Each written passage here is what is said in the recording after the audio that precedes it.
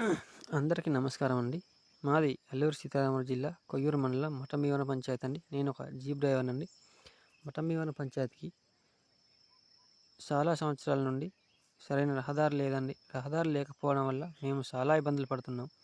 నిత్యావసర సరుకుల కోసం సంతకు వెళ్ళాలన్నా, ఆరోగ్యం బాగోలేకపోతే హాస్పిటల్కి వెళ్ళాలన్నా, మరీ ముఖ్యంగా చెప్పాలంటే గర్భిణీ స్త్రీలకు స్కానింగ్ల కోసం, డెలివరీల కోసం ఈ హాస్పిటల్కి తీసుకెళ్ళడానికి చాలా ఇబ్బందులు పడుతున్నామండి.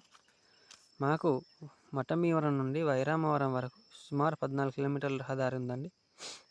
కావున మాకు ఈ రహదారి తార్ రోడ్డు కాకపోయినా కనీసం పెద్ద పెద్ద గుంతలు గొయ్యిలు కొట్టుకుపోయినాయండి. అవి మిషన్ సహాయంతో కప్పించగలరని ఈ యొక్క కూటమి ప్రభుత్వాన్ని కోరుకుంటున్నాము. Thank you.